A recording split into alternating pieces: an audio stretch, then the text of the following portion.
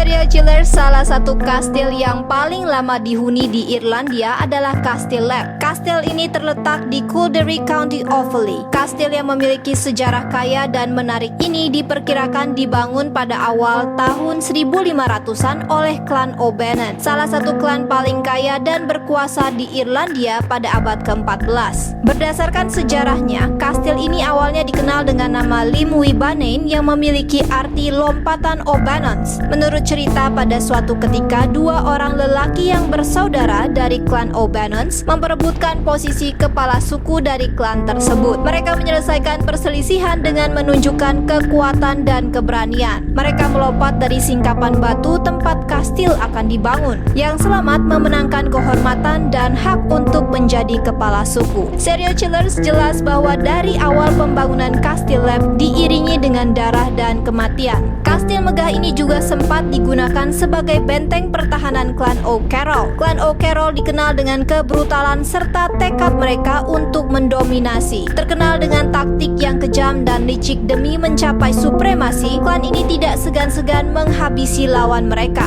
Bahkan salah satu keturunan dari klan O'Carroll, yaitu Firganheim O'Carroll, pernah menghilangkan nyawa seorang tamu ketika sedang makan malam. Kematian mengerikan selalu terjadi di Kastil Lap selama klan O'Carroll tinggal di sana. Klan ini menetap di Kastil Lap hingga tahun 1642 sampai kastil tersebut akhirnya direbut oleh seorang tentara Inggris dari pasukan Cromwellian bernama John Darby. Sebagian besar renovasi dilakukan oleh keluarga Darby yang memiliki kastil tersebut dari tahun 1642 sampai dengan terjadinya pemberontakan dan penjarahan di tahun 1922. Dalam kejadian tersebut, kastil dibakar dan akhirnya terbengkalai untuk waktu yang lama. Beruntung pada tahun 1974, Peter Bartlett, seorang warga negara Australia, membeli Kastil Lap dan melakukan pembangunan ulang. Dikarenakan sejarahnya yang penuh cerita pertumpahan darah, tidak heran Kastil Lap kemudian terkenal sebagai kastil berhantu dan angker. Tim serial killers telah mengumpulkan kisah-kisah hantu yang paling terkenal terkait Kastil Lap. Apa saja kisahnya?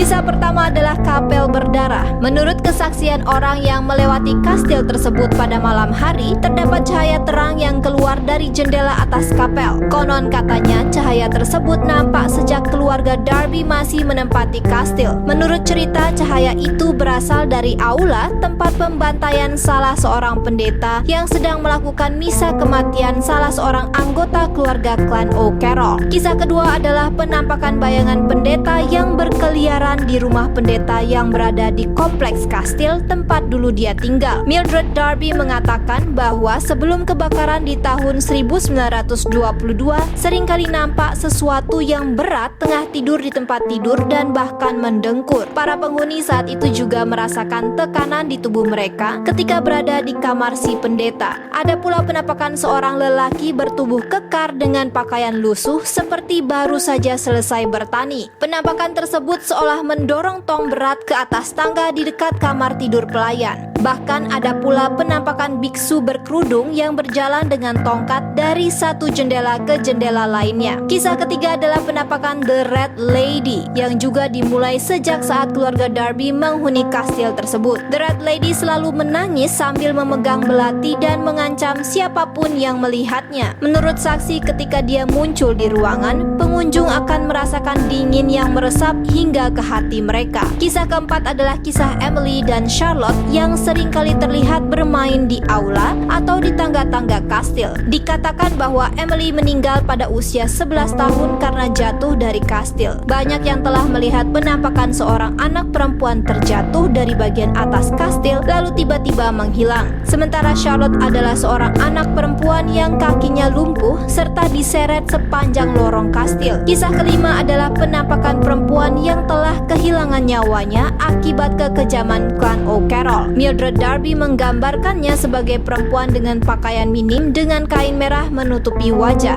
Penampakan tersebut kerap berteriak 2 kali lalu kemudian menghilang. Kisah keenam adalah kisah sang pengasuh dan lelaki tua. Pengasuh tersebut dipercaya adalah pengasuh Emily dan Charlotte. Dia berpakaian khas Victoria dan sering berinteraksi dengan pengunjung melalui sentuhan. Sementara penampakan lelaki tua mengenakan mantel, celana selutut, gesper sepatu berwarna cerah, dan memegang tas kulit kerap duduk di aula dekat api unggun dan terkadang ditemani seorang perempuan tua. Castile Lab hingga sekarang tetap dibuka untuk umum dan akan selalu dikenal sebagai tempat bersejarah paling berdarah di dunia. Pengunjung dapat merasakan langsung atmosfer angker yang justru menjadi salah satu nilai jual tersendiri dari kastil ini. Jadi bagaimana serial chillers? Apakah Anda juga berminat berkunjung ke Castile Lab?